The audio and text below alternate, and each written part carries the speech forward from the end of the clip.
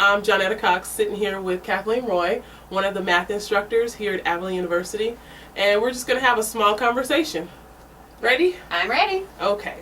What is your idea of a perfect happiness? A perfect happiness is having family and friends in my life who love and support me and are there for me when I need it. Deplore. What do I put out? That you do not like. That I do not like. Right. Well, this isn't something I intentionally put out, but with being a math teacher, a lot of people are intimidated by me at first, and it's simply because of their ideas of a math teacher.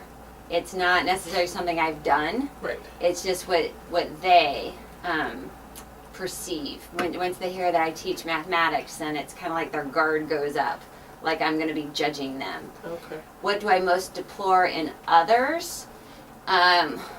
When, let's see, when a person has a belief and they're not willing to discuss their belief, they're not willing to have an open debate about it.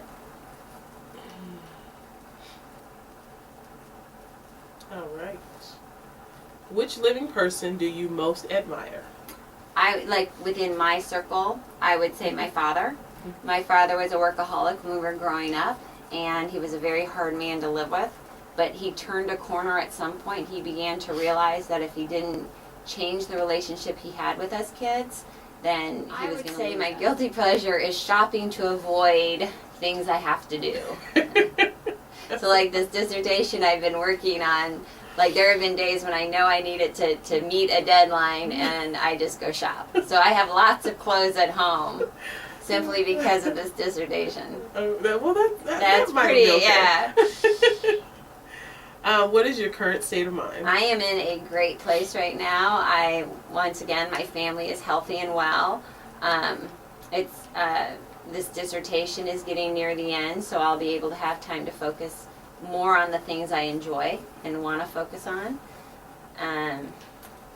So that's my current state of mind. Just in a really good place. Problems in education can be solved through money. On what occasion do you lie? I lie telling when you have to have a hard conversation with a student. I think our educational system right now is more, it's very hard to be truthful and honest with students because they've had people that have basically told them you can be anything you want when you grow up, right, when that's not necessarily the case. What do you most dislike about your appearance? Well, currently my most dislike is that I'm not fit. I've had to put that on hold in order to get the dissertation done, in order for other life challenges. So right, hopefully I can get back to being more fit. If despise. Well, I wouldn't put a name out there, but I will put back to what I had said before about deploring, is that a person who thinks they're right, but yet will not hear the counterpoint on it.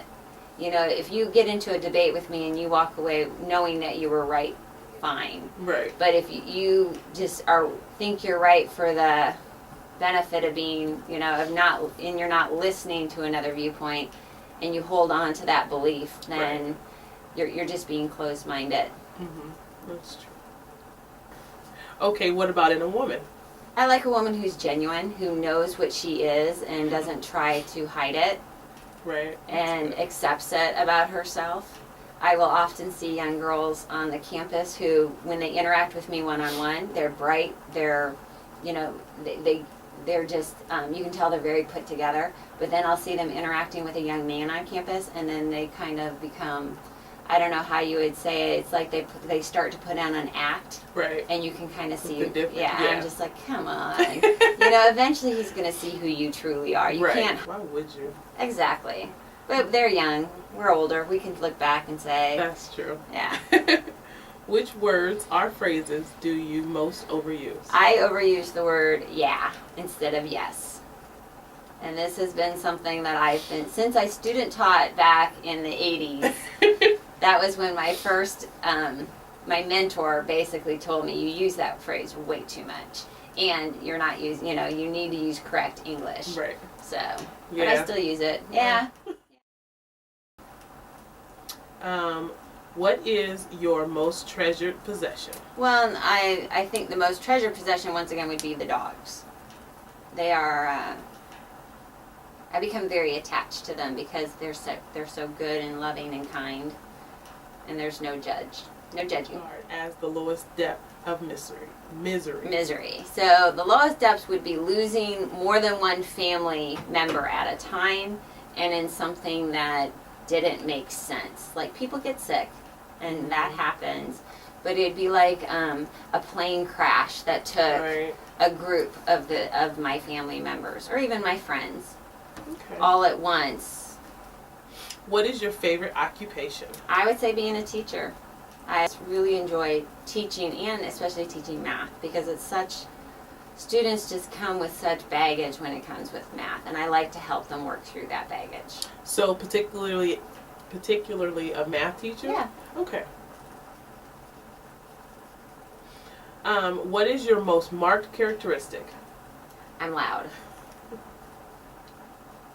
Most people will say, they will describe me through I am loud. And the funniest thing is, I'm not the loudest in my family.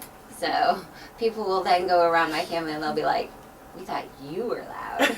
So, yes, I know. Mythology, gods, 2 teachers in the school, and they matched me to Athena, which I was very honored by that. I could see that. Not that I cause war. No, you don't. No. Which historical figure do you most identify with? I would say I most identify with, well, see, it's not that I most identify with, it's that I admire more so, and that would be Ada Lovelace. And she worked with Charles Babbage, and Charles Babbage was developing the first computer, and what she did was she used her gifts. She was not necessarily an analytical person. She was actually Lord Byron's daughter. And so, and her mom didn't want her to become a poet and go down the language arts route. Mm-hmm. And so she encouraged her to look beyond that. And she did. And she actually became the person who came up with the program, the computer program. So she laid the foundation for that. And so what she did was she used her gift in a different way to help an area that she would not have helped had her mother not encouraged her. Right. That's good. Mm-hmm. Who are your heroes in real life? I would say my sister and my sister-in-law, because they have both, and anyone else who has figured out how to have a demanding career, a husband, and kids. That is, I have the demanding career, but I have yet to figure out how to make having a husband and having the family with that demanding career go hand in hand. It's not good. No, if you can figure that out, I really am impressed. What are your favorite names? I actually like the name Henry. My grandfather's name was Henry, and he was just a very kind and wonderful human being. And so that's the only name you got? Yeah, I think not having kids, you don't think as much about names as you would normally. Mm-hmm. Okay. What is it that you're most dislike? I'm sorry. What is it that you most dislike? Well, once again, it goes back to people who are, I know I keep going back to this, but who are closed-minded and who are mean to other people. And those two are two different. So people are closed-minded and people who are intentionally mean to other people. They don't take the other person's feelings and thoughts into consideration. And when you're feeling down on yourself, the last thing you need is a person who's putting you down farther. Yeah, that's true. What is your greatest regret? That it's taken so long to write this dissertation. It has taken a ridiculously long time, and it goes back to priorities and things that happen in my life that I allow to have a greater impact than they necessarily should have had. Mm-hmm. I understand. Mm-hmm. How would you like to die? Peacefully in my sleep. I don't think anybody else would say anything different than that. I don't think so either. Consideration. And when you're feeling down on yourself, the last thing you need is a person who's putting you down farther. Yeah, that's true. What is your greatest regret? That it's taken so long to write this dissertation. It has taken a ridiculously long time, and it goes back to priorities and things that happen in my life that I allow to have a greater impact than they necessarily should have had. I understand. Mm-hmm. How would you like to die? Peacefully in my sleep. I don't think anybody else would say anything different than that. I don't think you so know, either. quietly in my sleep, having already said goodbye to the people I need to say goodbye to. What is your motto? My motto is you can laugh or you can cry. It's your choice. And so we all are faced with life challenges. And so we just have to decide how we're going to face those challenges. And if we laugh about it and learn from it, we're going to grow.